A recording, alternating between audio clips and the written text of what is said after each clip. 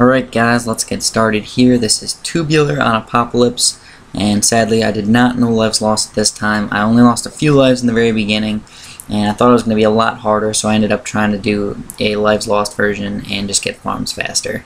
And I probably could have gotten a lives lost version if I wanted to, but I didn't feel like going back and retrying, and it was, like I said, a little bit difficult, so I didn't want to have to do it all over again and then lose. So anyways, let's talk about the strategy a little bit, and then I will talk about games I used to play when I was a kid, and that's pretty much all I got for you guys today. Let's get started.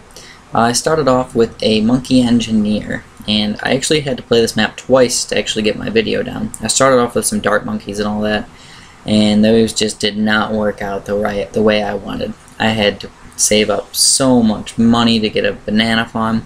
I had to wait until around like 25 or 26 to get my first banana farm, so I decided to just chill with the monkey engineer. The monkey engineer is very strong for obvious reasons.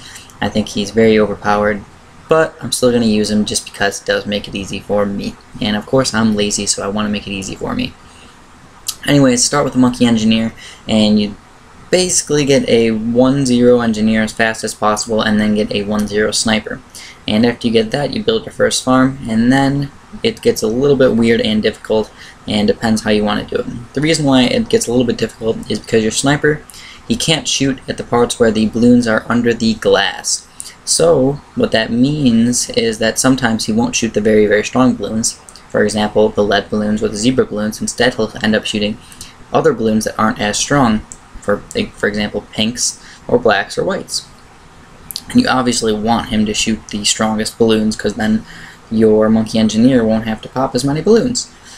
So, I mean, that's what makes it a little bit difficult. That's why I got actually two sniper monkeys, two 1-0 sniper monkeys, instead of just one, like I normally do. And also, that's why I got my monkey wizard reasonably fast. And this level, like I said, was pretty hard. It seems like the lightning does pop some of the balloons under the tube, but I think that's just based on what I saw. I wasn't really paying attention to it. I don't really remember, but I thought it did pop some of them under the tube. Could be mistaken. Anyways, after you get that monkey wizard, you can either get a bionic boomer or start saving up for a monkey village. And the bionic boomer is just in case you're having a little bit of problems keeping up with the balloons. And if you have enough money to save up for the monkey village and super monkey, go ahead and do that. It's going to help you out for later in the game. So after I got my monkey village, I got my super monkey up, then I kind of was a little bit scared. I had to build a couple random towers that I normally never build in Apocalypse mode, but the Moabs were not popping fast enough, and I was not getting enough popping power out of my towers. So what I did was I had to build one plasma monkey, and then I built a couple bionic boomers, and then I also got a 3-2 cannon, and then I was kind of worried because I still wasn't even getting enough popping power, so I started selling some of my farms to build a robo-plasma.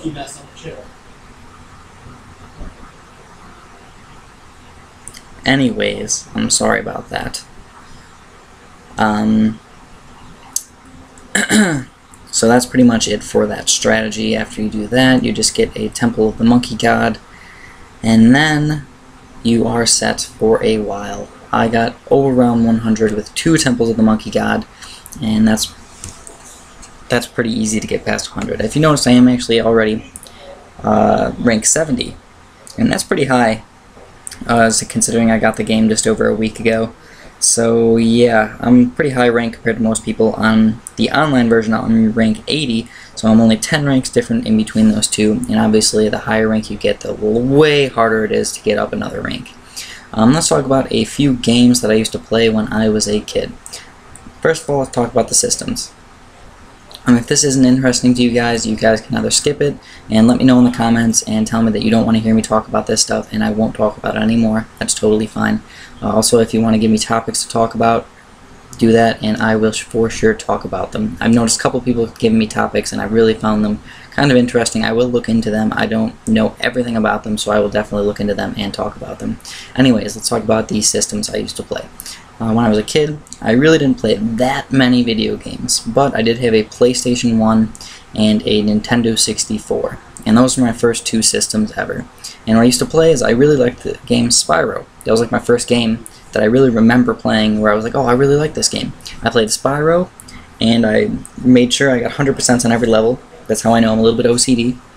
And then I played a lot of Crash games, Crash Bandicoot. Crash Bash was one of my favorites. I definitely loved playing those, and if I ever got somebody to play with, that was pretty sweet. I remember beating that game 100% with all like platinum trophies and everything, and it was very unbelievably hard to do that, especially when you're only like 10 years old. And then, those were my PlayStation games, and then Nintendo 64. I was pretty beastly at Super Smash Brothers, and I had a couple of games that were very, very difficult in general that I like to play. For example, Turok 2. Turok 2 is one of the most difficult gun games I have ever played to beat the single player, and I thought it was a super fun game. It was a super good game, but that was also one of my favorites, was Turok 2. I also played a lot of Zelda games, pretty much forever.